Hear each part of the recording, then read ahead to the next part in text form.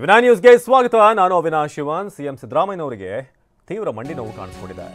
ಮಣಿಪಾಲ್ ಆಸ್ಪತ್ರೆಯಲ್ಲಿ ಸದ್ಯಕ್ಕೆ ತಪಾಸಣೆ ಮಾಡಿಸಿಕೊಂಡಿದ್ದಾರೆ ಸಿಎಂ. ಮಂಡಿ ನೋವು ಕಾಣಿಸಿಕೊಂಡಂತ ಕಾರಣ ಇವತ್ತಿನ ಬಹುತೇಕ ಎಲ್ಲ ಕಾರ್ಯಕ್ರಮಗಳನ್ನು ಕೂಡ ರದ್ದು ಮಾಡಲಾಗಿದೆ. ಮಣಿಪಾಲ್ ಆಸ್ಪತ್ರೆಯಲ್ಲಿ ತಪಾಸಣೆ ಮಾಡಿಸಿಕೊಂಡಿದ್ದಾರೆ ಸಿಎಂ ಸಿದ್ದರಾಮಯ್ಯ.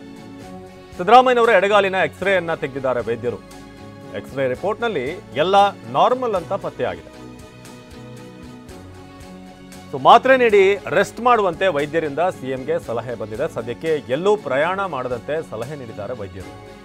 ನಿಧಾನವಾಗಿಯೇ ನಡೆದುಕೊಂಡು ಬಂದಂತಹ ಸಿಎಂ ಇವತ್ತೊಂದಷ್ಟು ಕಾರ್ಯಕ್ರಮಗಳಿತ್ತು, ಚಿಕ್ಕಬಳ್ಳಾಪುರ ಹೋಗುವಂಥದ್ದಿತ್ತು, ಆದರೆ ಆ ಕಾರ್ಯಕ್ರಮವನ್ನು ಕೂಡ ಕ್ಯಾನ್ಸಲ್ ಮಾಡಲಾಗಿದೆ. ಮಣಿಪಾಲ್ ಆಸ್ಪತ್ರೆಗೆ ಬಂದಂಥ ಸಿಎಂ ಸಿದ್ದರಾಮಯ್ಯ ಅಲ್ಲಿ ರೆಗ್ಯುಲರ್ಲಿ ಅವ್ರನ್ನ ಟ್ರೀಟ್ ಮಾಡುವಂಥದ್ದೇನಿದೆ ಆ ಡಾಕ್ಟರ್ಗಳು ಅವ್ರನ್ನ ಟ್ರೀಟ್ ಮಾಡಿದ್ದಾರೆ. ಸಿದ್ದರಾಮಯ್ಯನವರ ಎಡಗಾಲಿನ ಎಕ್ಸ್ರೇಯನ್ನು ತೆಗೆಯಲಾಯಿತು. ನಂತರ ಎಕ್ಸ್ರೇ ರಿಪೋರ್ಟನ್ನು ಗಮನಿಸಿದಾಗ ಎಲ್ಲವೂ ಕೂಡ ನಾರ್ಮಲ್ ಆಗಿದೆ ಅಂತ ಗೊತ್ತಾಗಿದೆ ರಿಪೋರ್ಟ್ನಲ್ಲಿ. ನಂತರ ಡಾಕ್ಟರಲ್ಲಿ ಮಾತ್ರೆ ನೀಡಿ ರೆಸ್ಟ್ ಮಾಡುವಂತೆ ಸೂಚನೆ ಕೊಟ್ಟಿದ್ದಾರೆ.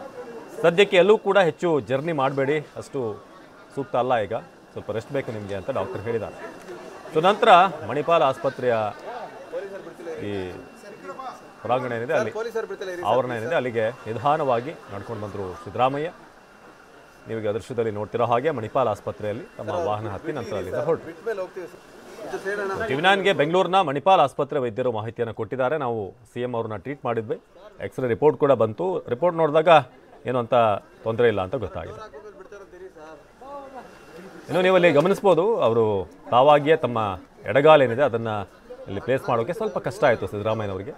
ಅವರ ಜೊತೆಗಿದ್ದಂಥ ಸಿಬ್ಬಂದಿ ಏನಿದ್ದಾರೆ ನಂತರ ನಿಧಾನವಾಗಿ ಅವರ ಕಾಲನ್ನು ಕರೆಕ್ಟಾಗಿ ಅಲ್ಲಿ ಒಳ ಹಾಕ್ಸಿದ್ರು.